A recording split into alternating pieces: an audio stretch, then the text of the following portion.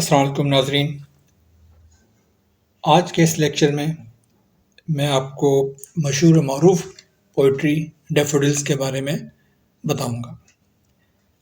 जैसे कि आप जानते हैं और अक्सर जानते हैं कि ये मशहूर और मरूफ पोएम विलियम वर्ड्सवर्थ की लिखी हुई है, जो उन्होंने 1804 में 1804 में कंपोज की थी।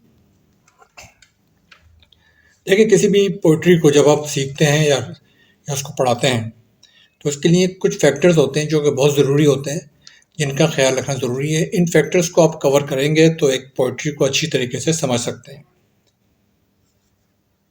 आप स्क्रीन पे देख रहे हैं ये फैक्टर्स कौन से हैं। बैकग्राउंड, किसी भी पोएम का बैकग्राउंड बहुत ज़रूरी है पोइट्री का, कि कब लिखी गई, क्या इंस्पायरेशन थी उसके लिए। फिर उसके बाद आप उस पर आते हैं, डिफ़िकल्ट वर्ड्स पर आते हैं, उसको आप पढ़ते हैं। फिर राइम स्कीम को आप देखते हैं कि राइम स्कीम किस तरह की है, इसकी फिगरेटिव लैंग्वेज कैसी है, क्या इस्तेमाल की गई हैं फिगर्स इसके अंदर। फिर उसके क्वेश्चन आंसर्स हैं। ये तमाम चीज़ें आप देखते हैं। पैराफ्रेजिंग देखते हैं कि पैराफ्रेजिंग क्या है। पैराफ्रेजिंग के बाद आता है समरी। समरी के बाद सेंट्रल आइडिया, और सेंट्रल आइडिया के बाद थीम। ये तमाम फैक्टर्स आप कवर करेंगे किसी भी पोइट्री को तो आप अच्छे तरीके से समझ सकते हैं।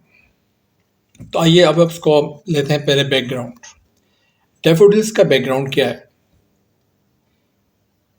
ये इंस्पायरेशन है पोइट की, विलियम वर्ड्सवर्थ की। इंग्लैंड में लेक डिस्ट्रिक्ट में वॉक करते हुए ये एक नज़ारा देखा और उससे मुतासिर होकर ये पोइट्री कंपोज की। आगे है explanation of important words and difficult words. Slide पे आप देख रहे हैं कुछ वर्ड्स। पहला है फ्लोट्स। फ्लोट्स माने तैरना, यानी इजीली मूव करना, कहीं भी बिल्कुल हल्के अंदाज में हवा में तैरा जा सकता है, पानी पर तैरा जा सकता है। इस मूवमेंट को, लाइट मूवमेंट को हम कहेंगे फ्लोट्स। वेल्स, वेल्स वैलीज, वादी, वादी की तरफ इशारा कर रहा है। दो पहाड़ों के दरमियान में जो एरिया होता है, इलाका होता है, उसको वादी कहते हैं। होस्ट, एक लार्ज नंबर ऑफ डेफोडिल, यानी कि जो डेफोडिल्स थे बहुत ज़्यादा थे। ठीक है, अगर तादाद ज़्यादा है तो उसको इंडिकेट कर रहा है लव्स होस्ट। फ्लटरिंग मानी मूविंग, मूविंग मोशन में होना, फ्लैपिंग करना, जैसे उधर हरकत करना किसी चीज़ की, अप एंड डाउन, इस तरह, उसको कहेंगे फ्लटरिंग। ग्लैंस, एक तायराना नज़र, एक नज़र, जैसे एक नज़र डालते हैं किसी चीज़ पर, उसको कहते हैं ग्लैंस। जोकंड, चेयरफुल यानी happy. Pensive, deep thought, if you are in deep thoughts, आप सोचो विचार में हैं, तो वो मूड कहलाएगा, वो कैफियत कहलाएगी pensive mood.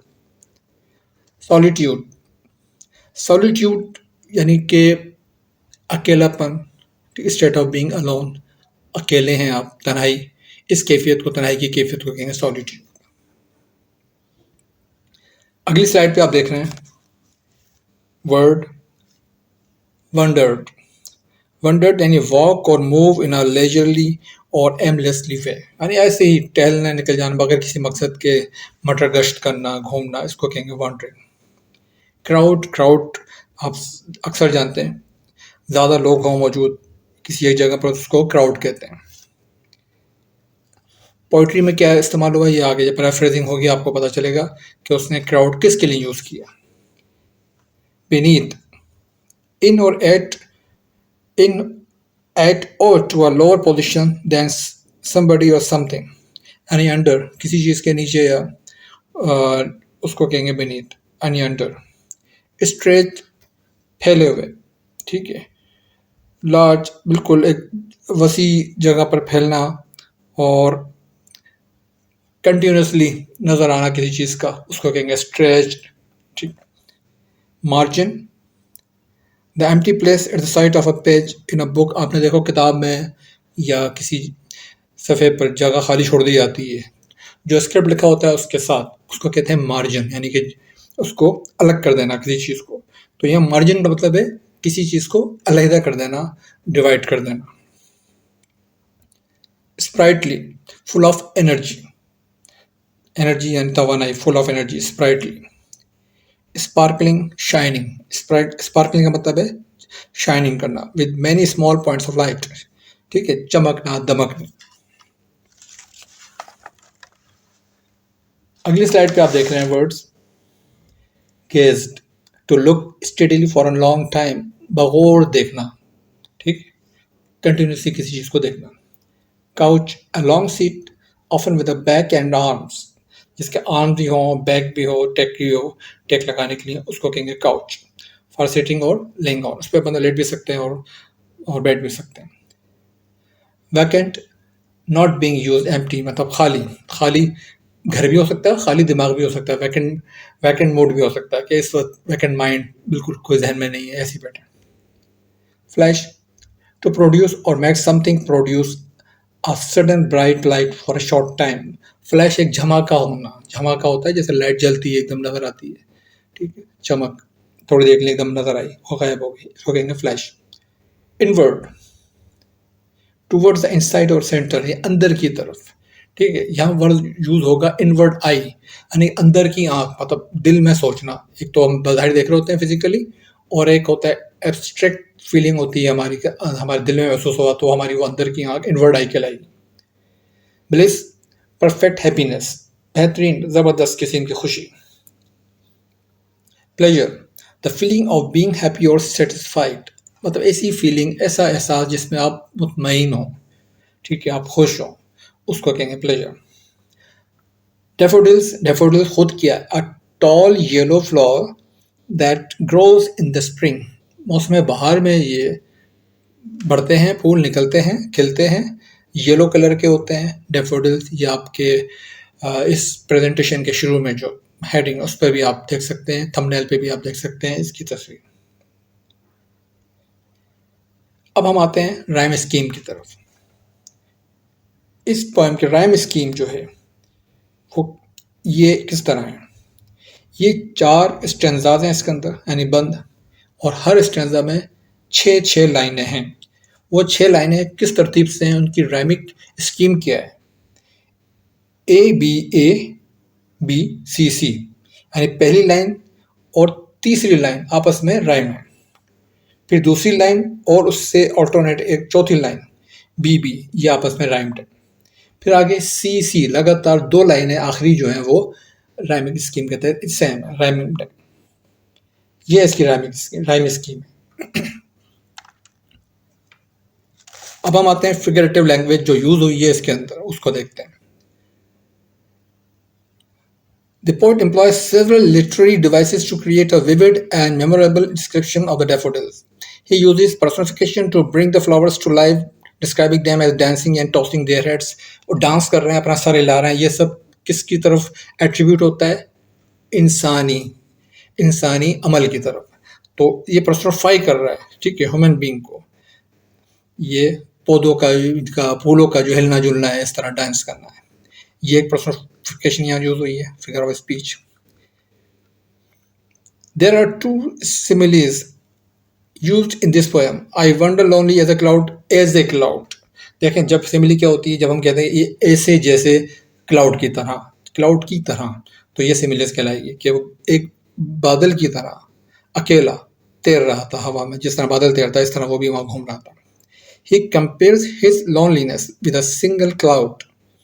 The second is used in the opening line to the second line of the second stanza. Continues as the stars that shine. दूसरी लाइन में वो कहता है कि continues as a star, जैसे सितारे होते हैं ना, लामतनाही नजर आ रहे होते हैं, एक के बाद एक लाइन लगी होती नजर आते हैं हमें आसमान पे. इसी तरह ये शाइनिंग कर रहे होते हैं सितारे. इसी तरह ये डैफोडिल्स भी देख रहा था, तो आगे जाते जा रहे थे, नजर आते जा रहे थे, खत्म नहीं हो रहा था इनका सिलसिला.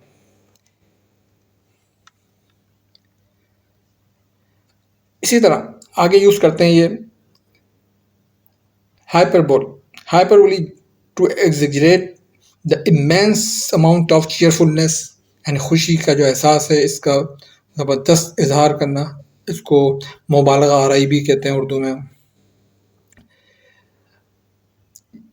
daffodils bring him, जो कि daffodils उनको उससे उसको महसूस होता है. He reveals that his change in perspective has given him enough happiness to last him a lifetime. मतलब जिंदगी में बहुत अरसे तक के लिए उसको ये खुशी मिली. Then Wordsworth reveals that the daffodils are as continuous as stars that shine and twinkle on the Milky Way. ये मिल्की वे से तशबीह देना ये बिल्कुल मुबालगा आराई वाली बात है. कहाँ डेफोडिल्स एक लिमिटेड हैं बहरहाल वो, मगर उसको हम उसको मिल्की वे से तशबीह देना ये मुबालगा आराई हाइपरबोलिक कहलाएगा.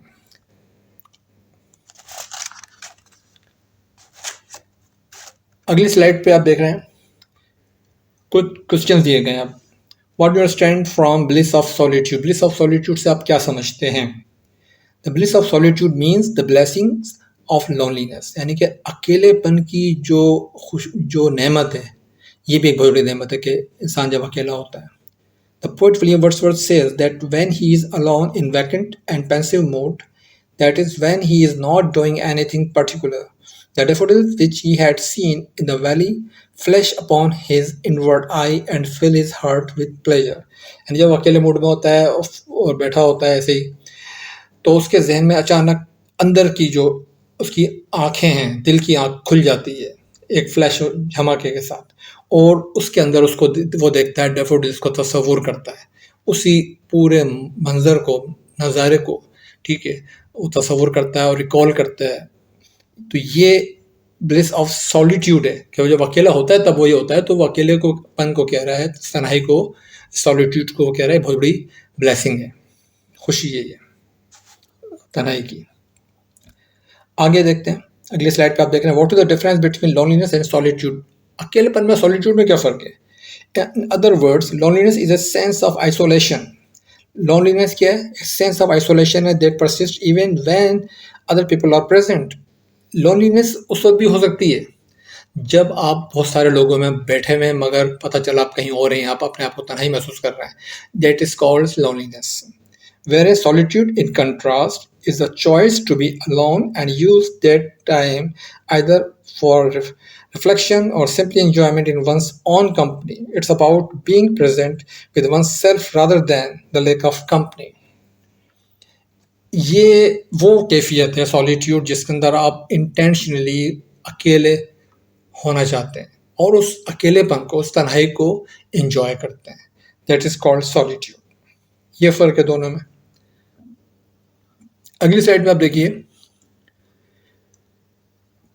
Read the given extract and answer the following question. ये एक और सवाल है कि ये गिवन एक्सट्रैक्ट दिया हुआ है पोइट्री से, इसके बारे में कहा गया है कि इसको पढ़ें, ठीक है, इस और उसका सवाल का जवाब दें. The flash upon that inward eye which is the bliss of solitude. What is referred to as they. They जो वर्ड यूज हुआ है किसकी तरफ इशारा कर रहा है? इसका आंसर दिया हुआ है, refers to the daffodils, daffodils की तरफ. अगला क्वेश्चन है, where did the poet see them. कहाँ देखा पोइट ने उनको? The poet saw several daffodils fluttering in the breeze under the trees along the margin of a bay. ठीक है, एक झील के किनारे, पानी के किनारे, एक तरफ अलग, एक साइड पर दरख्तों के नीचे ये झूमते हुए डेफोडिल्स, डांसिंग करते हुए डेफोडिल्स ने देखे. अगले स्लाइड पे आप देख रहे हैं, when do they flash upon the poet's inward आई. ये कब होता है पोइट के साथ कि उसकी ये इनवर्ड आई जो होती है, उसकी अंदर की बसारत वो जाग जाती है, बसीरत जाग जाती है और वो देखने लगता है, इन डेफोडिल्स का नज़ारा करने लगता है. कब होता है ऐसा? जवाब इसका आप देख रहे हैं, the scene of daffodils flash upon the poet's inward eye when he lies on his couch in a pensive mode. जब वो पैसिव मोड में होता है, अगर किसी ख्याल के होता है, बैठा होता है, तो उस वक्त ये उसको रिकॉल होता है और वो याद करता है इनको. अगला क्वेश्चन है, give the synonym of the word bliss. Bliss का सिनोनिम क्या होगा? प्लेजर और हैप्पीनेस. That is. अगली स्लाइड पे आप देखिए,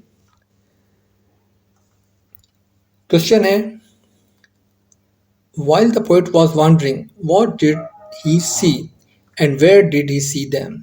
क्या उसने देखा जब वो वहाँ पे घूम रहा था, तो और कहाँ देखा? The poet saw a host of golden daffodils.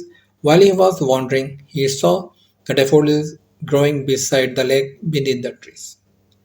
बिल्कुल ये जवाब से वाज़ेह हो रहा है. अगला सवाल है, what does the poet compare the daffodils to? Why does he make such a comparison? किससे कंपेयर करता है और क्यों करता है? The poet compared the daffodils to the stars that shine and twinkle in the Milky Way. वो सितारों से कंपेयर करता है, मिल्की वे से कंपेयर करता है, जैसे मिल्की वे में सितारे नजर आते हैं लाइन से. The poet compare the daffodils. The poet makes such a comparison because to him daffodils seem to grow in the never ending line like the stars in a galaxy.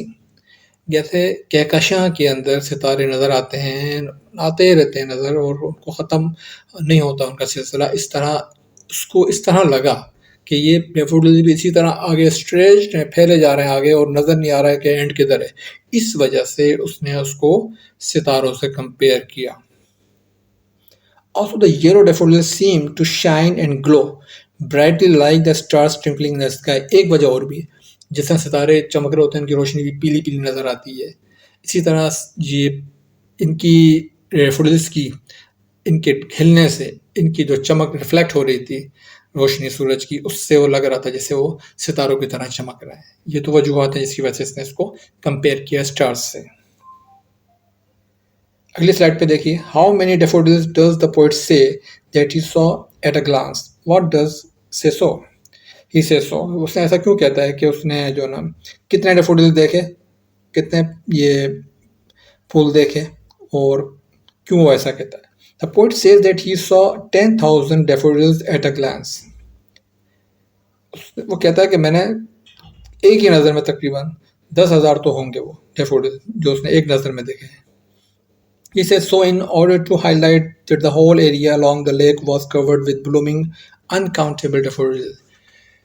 यहाँ हरगिज़ ये मुराद नहीं ली जाए कि उसने एक नज़र देखी और वो कोई कंप्यूटर था जो उसने 10,000 गिन लिए फ़ौरन के 10,000 डैफोडिल्स मैंने देख लिए. No, not at all. ये सिर्फ 10,000 का वर्ड ऐसे ही है जैसे मैंने कहा कि हज़ारों हैं, 10,000, 1,00,000, लाखों हैं. ये लाखों का मतलब ये नहीं कि उसने को कंफर्म किया, बट लेकिन ये उसने बताया है कि बहुत ज़्यादा थे, अनगिनत थे, जो गिन नहीं सकता था, इसलिए उसने एक फिगर दे दिया. Describe the poet thoughts on seeing daffodils. Daffodils देखने के बाद उसके थॉट्स क्या हैं. The poet felt that one can not be anything but happy in the company of the cheerful daffodils. कोई भी हो, पोएट कहता है कोई भी हो, वो हो ही नहीं सकता कि इनको देखे और खुश ना हो.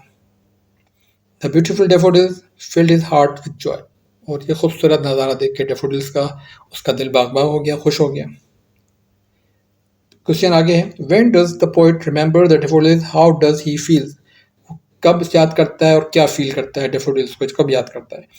ये हम आगे पहले भी बयान कर चुके हैं. The poet often remembers the daffodils when he rest on his couch in a deep and pensive mood. In a deep and pensive mood में जब वो होता है तो उस वक्त उसको डैफोडिल्स रिमेंबर याद आते हैं और वो पूरे साइट को रिकॉल करता है अपने माइंड में और एंजॉय करता है. The memory of the daffodils fills his heart with pleasure. और ये याद जो होती है उसको बहुत खुशी देती है. अब हम आते हैं पैराफ्रेजिंग पे. Paraphrasing stanza number 1. इसको हम डायरेक्ट यहाँ पे डिस्क्राइब कर रहे हैं. The poet says that once he was wandering all alone just like a cloud that floats over the valleys and hills. At once he saw countless golden daffodils grown beside a lake under a tree, flirting and dancing happily in the breeze. Wording से पूरा जाहिर हो रहा है stanza number 1 क्या कह रहा है. Paraphrasing stanza number 2.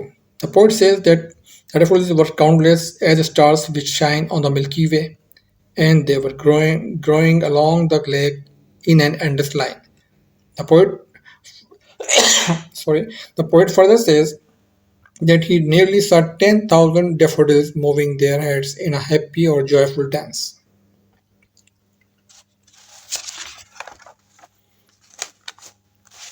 Stanza number 3.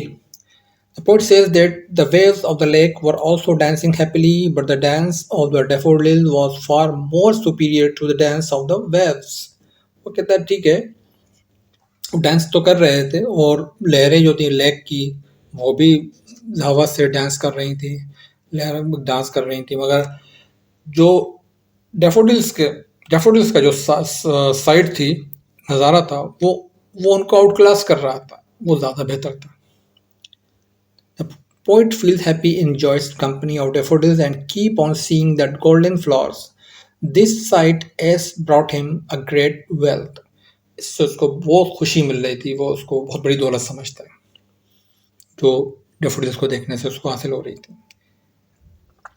आखिरी पैराफ्रेजिंग है स्टैंजा नंबर 4 की। The poet says that whenever he lies on his bed in a gloomy mood or to take rest, the reflection of the beautiful daffodils come to his mind. He feels happy and his heart begins to dance with the daffodils. The poet thinks that the sight of the daffodil is a blessing and a permanent source of pleasure for him. यानी जब भी वो अपने gloomy mood में होता है, कोई bore होता है, अफसरदा होता है, अपने बेड पे लेटता है या रेस्ट कर रहा होता है, उस वक्त तमाम डेफोडिल्स जो है उसका पूरा खाका, पूरा उसकी इमेज रिफ्लेक्ट होता है, उसके जहन के अंदर आ जाता है और रिकॉल करता है, उसको महसूस करता है और उसको एंजॉय करता है। अब हम आते हैं समरी की तरफ। The poet says that once he was wandering all alone, just like the cloud that floats over the valleys and hills. At once he saw countless golden daffodils growing beside a lake under a tree, fluttering and dancing happily in the breeze.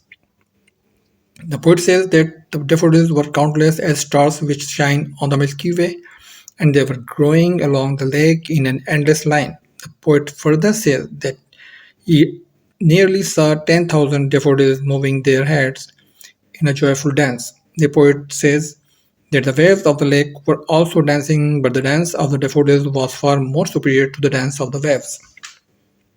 The poet feels happy, enjoys company of daffodils, and keep on seeing the daffodils flowers.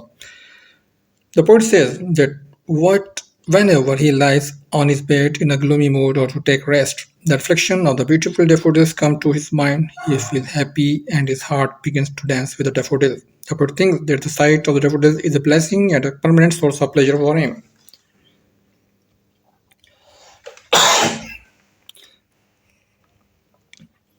Central idea. Beauty is for the admiration. Natural scene is more beautiful than artificial. In this poem, the poet praises the simple beauty of the daffodils, which impresses him in a single glimpse.